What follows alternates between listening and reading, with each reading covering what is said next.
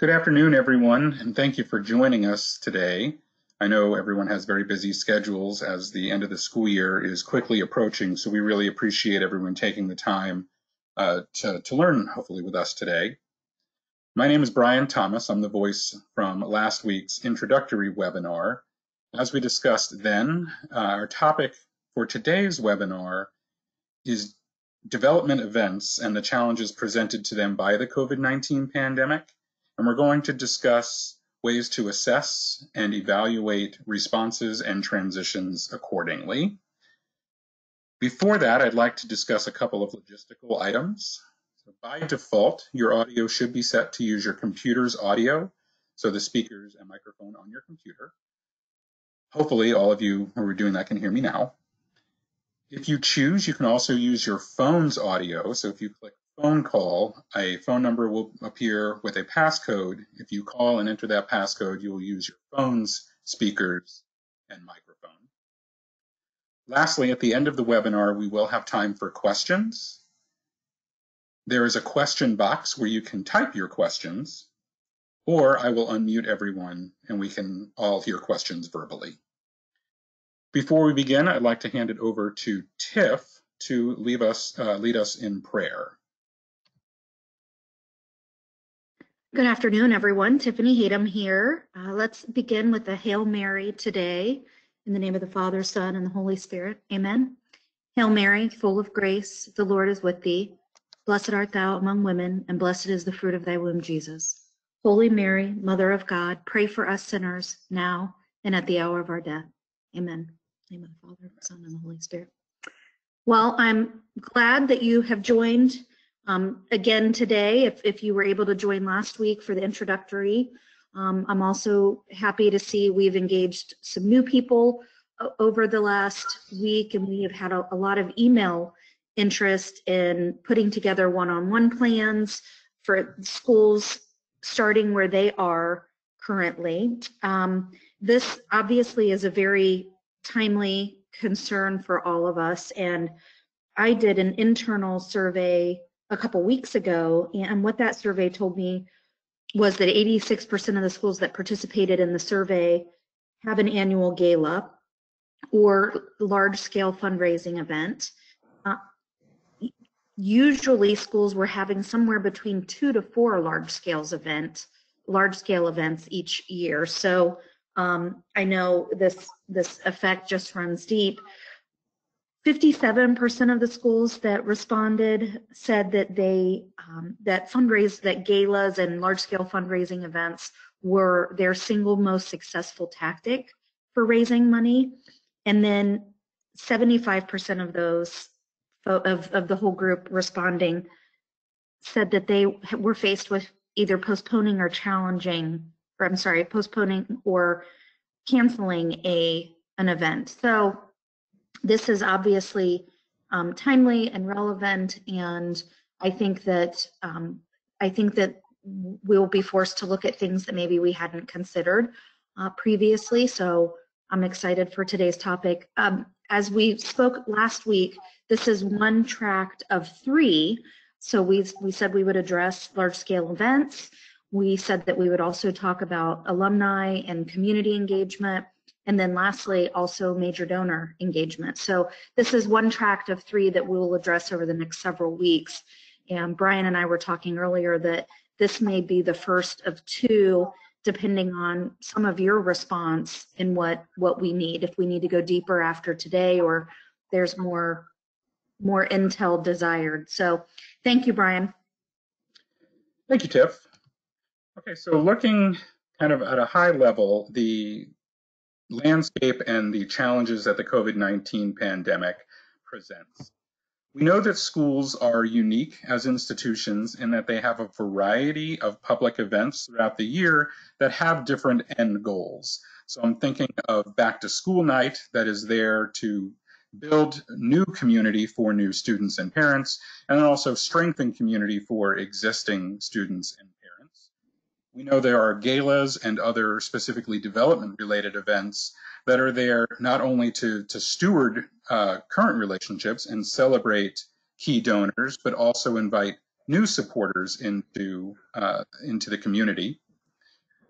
Most events at some level also have the goal of educating people to the mission, and this could be educating the general public or people outside of your school community or people inside of your school community when we think about messaging for a particular initiative, perhaps beyond the school's general mission.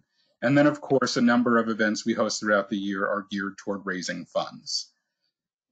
With these events and their goals in mind, we should ask ourselves how the COVID-19 pandemic challenges us and forces us to consider new avenues for achieving those goals. Obviously, the biggest hurdle is going to be the social distancing requirements. Having those large group gatherings or even smaller group gatherings right now becomes impossible. So how do we build or strengthen our communities and celebrate our key supporters when we can't gather as a school family? The first thing we want to caution is against a reactive or a reactionary posture and say that we need to cancel an event, we need to immediately postpone an event, or we need to immediately prepare to transition the event to a virtual one. Instead, we want to present you with a 4-step exercise or process for evaluating the right move for your school and for your event. Not every event is the same. Not every school is the same, of course. So these are going to necessarily be tailored assessments and tailored transitional goals. So let's take a look at that 4-step process. We need to assess, decide, communicate, and then execute. When we say assess, this is us taking a look at what our goals are and what our current plan is to achieve those goals. So rather than immediately asking ourselves, what do we do now? We need to first ask ourselves, when this event started, what were the goals that it was meant to achieve? And how is it achieving them now? The answers to those questions will help us evaluate the best way to transition or whether or not to transition. Following the assessment, your school leadership can make a decision about how to move forward. And we'll look at what some of those decisions can be and how to move forward with those in just a moment. The third step is to communicate. We can't overemphasize the importance of communicating what it is that you evaluated, the result of that evaluation, and the ensuing decisions to your school community, especially the stakeholders immediately impacted by those decisions. And then lastly, what resources do you need to marshal in order to execute that new plan? Let's look more closely at the assessment. How can we evaluate the purpose of, originally, and the continuing impact of a development event? What are those goals? Now, we've looked at those already. They're fundraising, engagement, education, and stewardship. But there are important questions that we have to ask ourselves related to those. When we look at fundraising, we have to ask if these funds are irreplaceable or can only be raised in this event. Further, we can ask ourselves about the average funds that are raised and whether or not those funds are increasing year over year or decreasing. Another important question is going to be the source of that fundraising. So when we consider a gala, are most of the funds raised due to ticket sales, live or silent auctions, table sponsorships, or direct solicitations during or following the event? Again, the answers to all of these will drive the decision that should come following the assessment. Effectively, when it comes to fundraising, is this the best way or the only way to continue raising these funds? When we consider the goal of constituent engagement, we should ask ourselves, again, the goal of our event is to reach who? Who is attending? Is this new community members, longtime community members, a host of both? Are we hoping to bring new people into the school community with this event? Once we determine who it is that we're hoping to engage, we can begin exploring alternative ways to reach out to those new and existing constituents. Again, we want to find out who it is we're attempting to engage. When it comes to the goal of education, we should ask ourselves for a specific event, what is the message that we're attempting to convey? Is this a broad explanation of the school's mission, or are we talking about a specific initiative within the school? So if it's the annual fundraising gala, it's going to be a more generalized message as opposed to messaging within, say, a capital campaign for which you were planning an event. Again, the answer to that question helps us know how to transition and pivot. And then lastly, if a goal of your event is stewardship, or maintaining and continuing to strengthen existing donor relationships, first we should ask ourselves, how does this event steward our donors?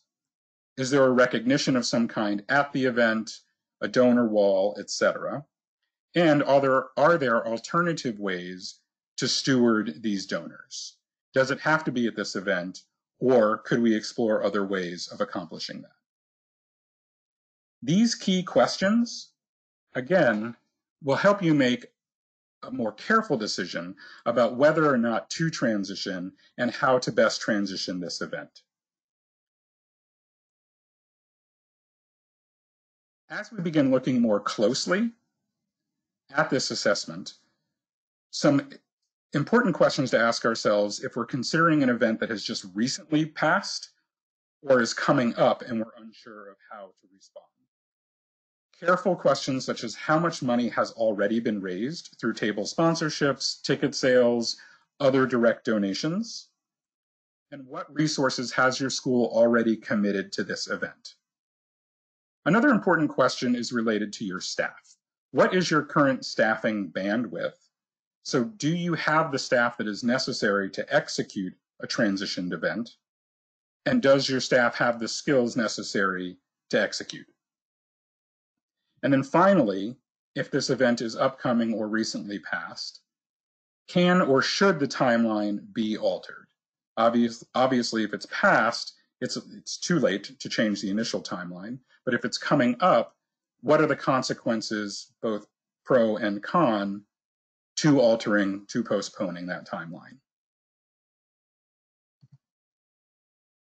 After the webinar, Tiff and I are going to share with you an assessment worksheet that will provide further questions along these lines that your school leaders can answer together and help you come to a decision concerning your event. Okay, we've done the assessment, and now we arrive at the decision point. How do we transition what we learned in that assessment into the appropriate action? As we said in the beginning, it's easy to ask ourselves initially, should we cancel this event? We would strongly suggest that if at all possible, you do not simply cancel. We want to consider all available alternatives to direct cancellation. I'm sure you're all aware of the both financial, but then also community and relationship impact of a direct cancellation for an event like this. Secondly, postponement. First of all, we want to urge an abundance of caution when it comes to trying to outguess the COVID-19 pandemic. We can't stress enough the lack of visibility over the next several months on what's going to happen. We're all aware that states are now considering relaxing stay-at-home orders, but we're also hearing information that we could see spikes in the number of COVID-19 cases, which may force some communities to revert back to the strict stay-at-home order. We want to avoid multiple postponements of the event. This is the danger in choosing a date now with so little information about the coming months and the COVID-19 pandemic. It's also important to carefully look at the impact of a delay on your school. So is this fiscal year's operating budget dependent upon this fundraising event, and how will our budget be affected if there is a postponement? It's also important to evaluate and decide how best to communicate that postponement. Generally, we would say to communicate early and often. If the decision is made to postpone, if that's the right decision for your school, we would also strongly recommend making sure there's some form of bridge activity between now and the new date of the event. How can you keep constituents, from students and parents all the way to your major donors, faculty, staff, how can you keep people engaged in this new interim period? It's also possible that the right decision for your school is to transition from an in-person physical event to a virtual event. There are obvious pros to transitioning to a virtual event. They are cost effective, and it does provide you with significant flexibility. However, as development professionals, we all know that there are also significant cons to a virtual event over an in-person event. They are clearly less personal, and we all know that in-person engagement is critical to community building and fundraising. There's also fewer incentives for participation and attendance. We should acknowledge that there is a social element to attending a school event, and that incentive is now withdrawn. It's also going to be harder for your institution to stand out when the event is not itself physical, but is in fact virtual. Brian, I participated in Columbus Metropolitan Club Forum today at noon, and it was about nonprofits. And they had a lot of great points that, that I thought were just so relevant even for our discussion today. And that's not necessarily why I was listening, but one of the things that was spoken about, and there was a heavy focus on from Life Care Alliance and United Way, but that we are such an event-heavy community. Ohio as a whole is such an event-heavy community, and how this affects.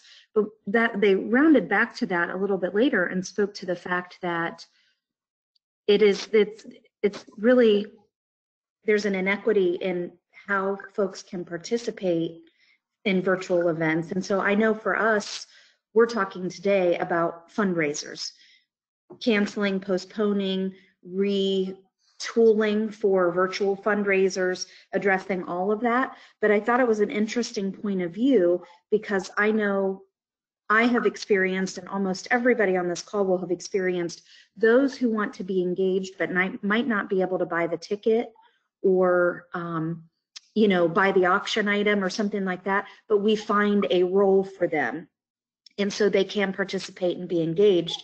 And so again, a whole nother way of looking at it, and I think that we absolutely have to consider virtual events as an option. But again, that was so eye-opening for me, and it's the same, we all see it in the schools with our children. If they don't have internet at home, or they used to go to the library for internet, or they don't have a cell phone, or all of those things, we see it in other ways, but it's definitely prevalent in events as well. All very good points, Tiff. And if I can punctuate one important point that you make, while a lot of this conversation does focus directly on fundraising, we shouldn't overemphasize or de-emphasize the importance of volunteer engagement and community engagement. So accessing the skills and time of your volunteers has multiple benefits that range from helping you launch a new event or a pivoted virtual event, but also strengthening the relationship with those volunteers. The last point I want to make here in the decision section is really to encourage out-of-the-box thinking. What are alternative strategies that a school could pursue and implement that could replace the traditional event? Now, I don't want to gloss over the importance of long-standing event traditions at a school. Having been a high school teacher myself, I understand the importance of annual events, and people see them as important traditions for the school. However, given the change in landscape, it is important to at least be creative. So how can we leverage technology now that then bridges us to something in person down the road? Also, if your school is, for instance, one that has a large annual gala, could you pivot to smaller engagements that are more intimate in nature? So can you conduct one-on-ones or sort of virtual cocktail parties, if you will, where people can meet and greet school development professionals, principals, and pastors in a smaller group setting. Obviously, these will require some customized plans that go along with them. So major gift planning, one-on-one virtual calls, and possibly a webinar setup or panel discussion similar to these that help that messaging and community outreach. This all brings us to communication. So the first thing is always err on the side of over-communication. If there is a change in your plan, if you're transitioning to a different form of event, a virtual event, from a large event to several smaller virtual events, communicate early, often, and frequently. I would recommend this be posted on websites, calls to major donors, mailings, email blasts, any way that you can make sure people are aware that there has been a change. We also suggest creatively renaming the event if you do transition to something virtual or something that looks very different from what is your normal, quote unquote, normal annual event. So for instance, and I'll keep using the gala example, if your school does have an annual traditional gala with a sit-down dinner and a live auction, but that has to pivot to something virtual, giving it a creative rename helps lean into and acknowledge the fact that there is a difference, and that will pique people's interest. Third, we want to make sure we give people the opportunity to connect. The communication cannot be one way, with the school leaders communicating this new change and not giving people a way to engage. If you think about how people act at our development events, the social element is an important one, and for a school, it's important for parents to be able to interact with teachers and administrators. We want to, as best we can, continue to promote that level of connection. So giving people a question and answer session as part of a presentation, allowing people to go into breakout sessions on a Zoom call or Ring Central call, which are tools that we can help you learn, will help people get connected. As development professionals, we know that one of the key ways to grow a relationship is to get people involved and not talk at them, but have an honest conversation. And so creating ways for two-way communication is essential. And then lastly, as we consider our communication strategy, we want to get excitement out there. How can we get people talking about this change in event? Obviously, the COVID-19 pandemic is a tragic and unfortunate event, but how can we still build excitement surrounding our event that has had to transition from its normal format? Okay, lastly, we want to execute. We have assessed, we have made a decision, we have communicated the results of that assessment and the decision that we have made. How do we marshal our resources to make the execution both efficient and successful?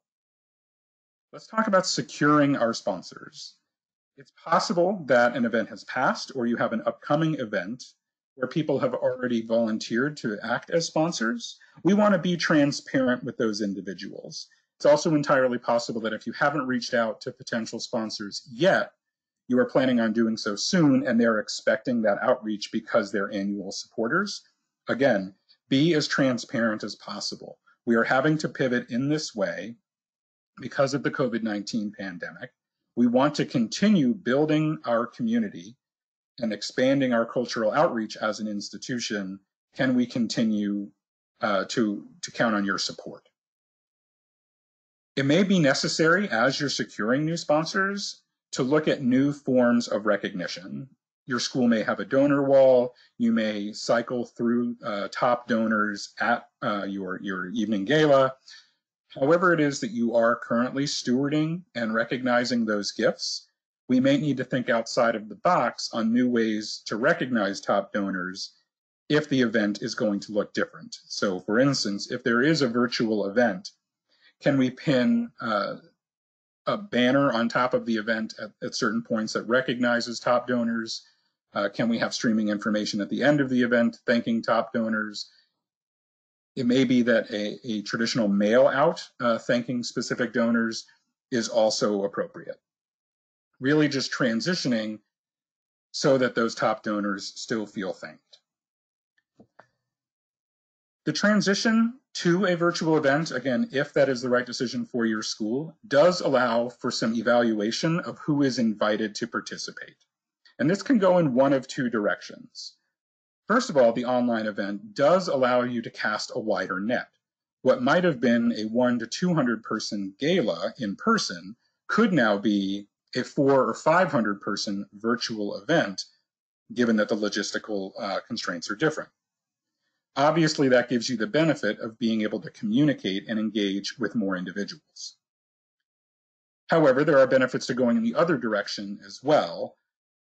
Based on your assessment and the goals of your fundraising or development event, it may be beneficial to create a more intimate setting for your event and have smaller conversations of 5 to 10 supporters with school leadership rather than a larger event. So for instance, if you do have an annual gala, but most of the fundraising comes from a small group of major donors rather than mass giving, right now for this year, it may be more efficient to set up smaller, more intimate settings. And then lastly, it's necessary to be creative. As we're attempting to execute this new plan, there are real-world implications to that transition. So you may have already signed contracts with vendors that you cannot get out of. Perhaps being able to negotiate some wiggle room with those vendors if you're going to postpone. Can the contract be renegotiated that way? If you need to scale down your event, can the contract be renegotiated that way? Just having an open conversation with your vendors. It might also be helpful to pivot some of your goals for this event. So again, relying on the gala model, if traditional live or silent auction is a significant part of the fundraising, and that isn't something that can easily be executed, you could think of this event more in the model of a giving day, giving people the opportunity to look at content and then donate electronically after receiving said content. And then also there's the possibility of looking at online auctions. There are a number of platforms that facilitate an online live or silent auction. It would be prudent to carefully consider what is best for your school, and that is something we can cover one-on-one. Okay, at this time, I would like to open us up to questions. I am going to unmute everyone and invite us to questions, then also remind you that there is the question box where you can type your question. We'll read it aloud.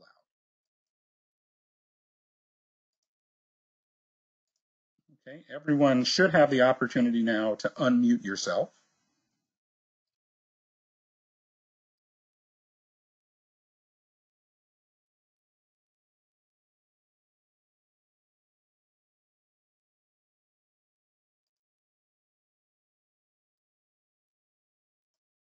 And you should be able to ask questions now.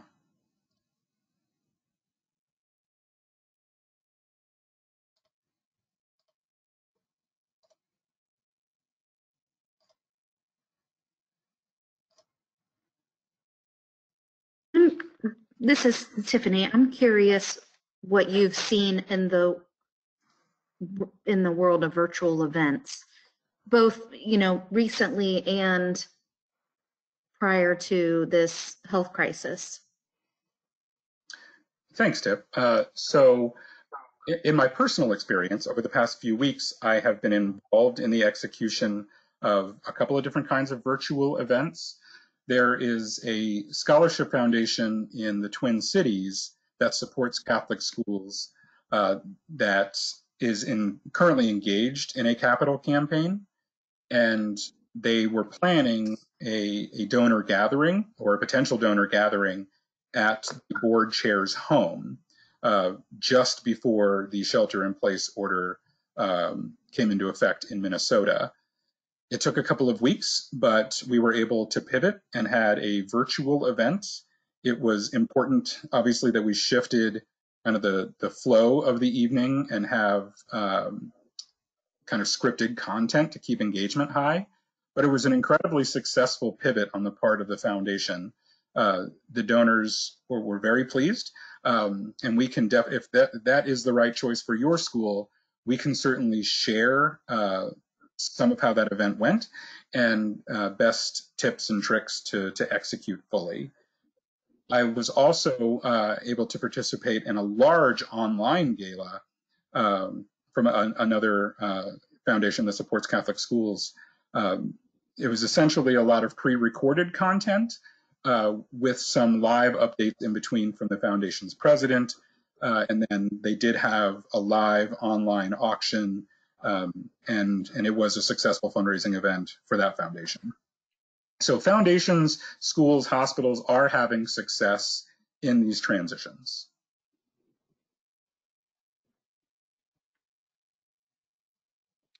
I can look for some data on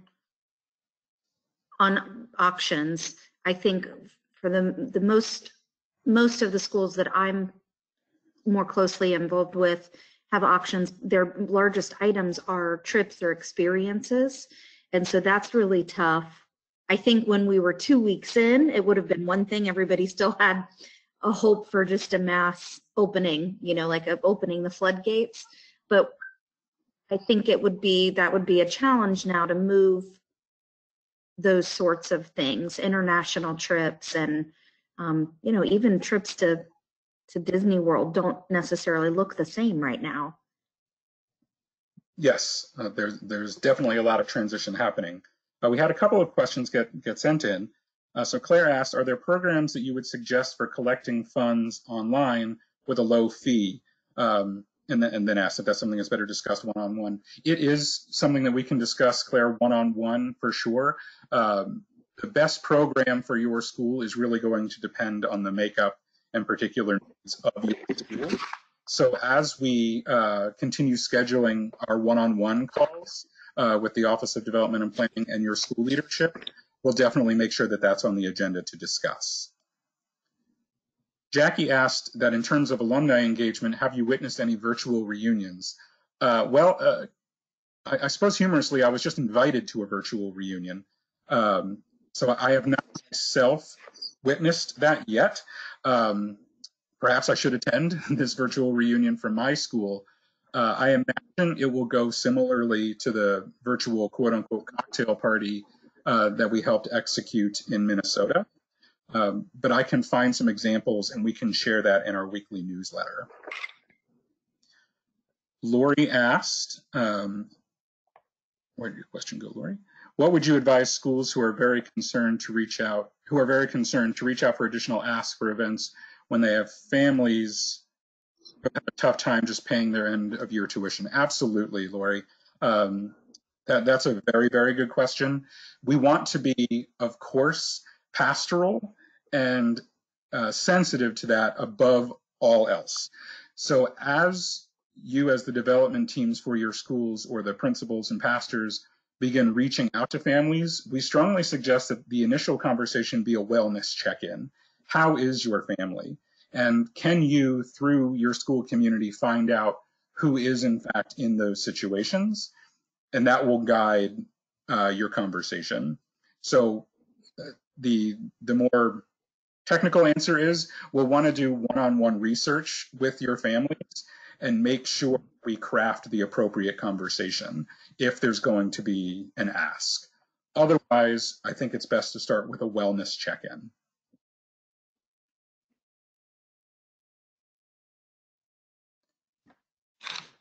Are there any other questions?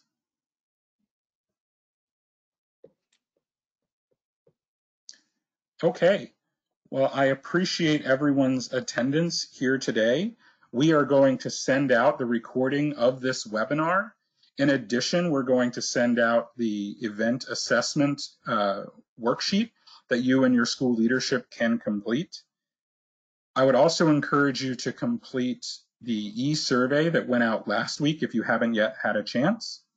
And please look for communications from the Office of Development and Planning, specifically TIF, or me to schedule one-on-one conversations to tailor plans specifically for your school.